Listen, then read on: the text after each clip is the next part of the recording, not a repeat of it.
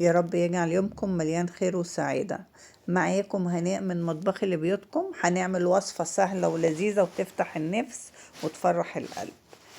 هنعمل بقى كوسة اقتصادية باللحمة المفرومة، مغذية ولذيذة والطريقة سهلة إن شاء الله تجربوها وتعجبكم، ومش مكلفة بصراحة.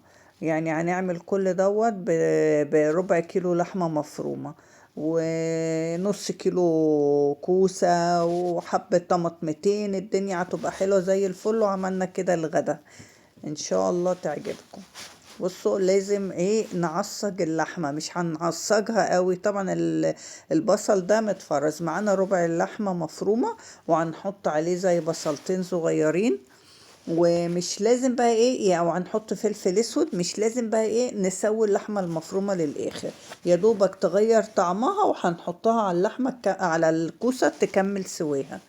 هنحط كده هوت بقى بهارات للحمة، وهنحط بابريكا، وهنحط ملح. بصوا كده، ونشوح اللحمة كده لغاية ما تغير لونها، وكده تمام. ولا هنحط مية تستوي فيها ولا اي حاجة. ليه؟ عشان هنحطها بقى في الكوسة تستوي. بس كده الدنيا زي الفل. بصوا انا بوريكم، هي غير لونها كده خلاص. هنا معانا بقى كيلو كوسة. انا عاملة كيلو. والسكوسة حلوة قوي قوي بصراحة. ومعانا بصلاية كبيرة. علشان بقى هنا في ترك الكوسة بقى تغير لونها، البصلاية كده تبقى كبيرة. تكتروا الفلفل الاسود والملح وتدوها دعكة كده، البصلاية بالملح والفلفل مع الكوسة. ويا ريت بقى تسيبوها كده شوية قبل ما تحطوا الطماطم. دي بقى تركة بتخلي طعم الكوسة في منتهى الروعة، وتتنكه كده بالبصل والفلفل، وتبقى طعمها حلو قوي. لان معظمنا في ناس كتير ما بتحبش الكوسة. لا، الطريقة ده هي هتغير مفهومكم عن الكوسة وهتخلوكم تعملوها كتير. هنا بصوا، عملنا قطعنا كل الكمية اللي عندنا من الكوسة. هنا هنحط بقى بصلوية بشرتها كده هو، او تقطعوها حسب ما انتوا عايزين. حطيت مكعب ماجي. برضو كل الحاجات دي بتعزز الطعم، اللي مش عايز ما يحطش. هنا حطيت حبة بابريكا. البابريكا المدخنة حلوة قوي في الاكلات. فلفل اسود،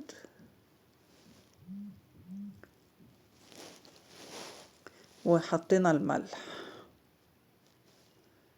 طبعا انا ما ماسكه نفسي في الملح عشان المكعب الماجي ما يحدقهاش. وديت يعني برضو تركه كده هو، زي معلقه كده دبس رمان. بتدي كده حلاوة برضو للكوسة، بتبقى حلوة قوي.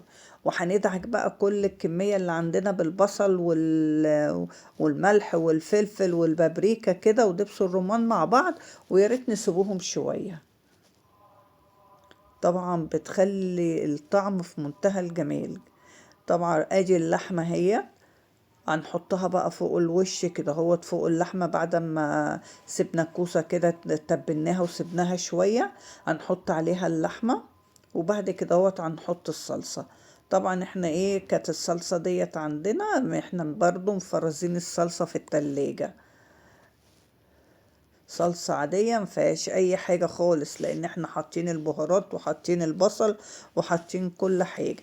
بس تبقى زي ما انتوا شايفين كده، الصلصة كمان تبقى تقيلة. ليه بقى؟ عشان الكوسة اصلا هتنزل مية والبصل هينزل مية وكده هو. فهي يا دوبك ممكن تحطوا شقشاق مية صغير. بصوا، انا مش هزود بصراحة طماطم اكتر من كده. هو زي نص كيلو طماطم هيتضرب في مية صغيرين وخلاص، شكرا. بصوا، انا حطيت شقشاق مية صغير زي ربع كوباية او نص كوباية، يعني حسب اللي انتوا عايزينه. بس لان احنا ما بنحبهاش فيها مية كتير. بصوا، حطينا السمنة بقى. وبعد كده هنغطيها بقى بورق الفويل، وتدخلوها بقى الفرن تسووها من فوق، وفي النهاية نديها وش تحمير. هي شكلها وهي نية كده رائعة. كده بوريها لكم وانا دخلتها في الفرن. واجي بعد ما طلعت، كده انا بوريكم قبل ما احمرها، هديها وش تحمير في الفرن.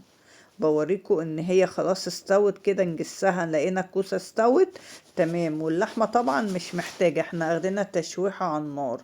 بصوا فيها شقشاق مية صغير، انا بحبها كده. هو خلاص حمرناها. بصوا بقى الجمال، بصوا لونها ولا ريحتها خطيرة في منتهى الجمال. يا رب تعجبكم، وأكلة اقتصادية مش مكلفة، وإن شاء الله تجربوها وتقولوا رأيكم إيه في الكومنتات. لو عجبكم الفيديو ما تنسوش اللايك والشير والاشتراك في القناة وتفعيل زر الجرس عشان يوصلكم كل جديد.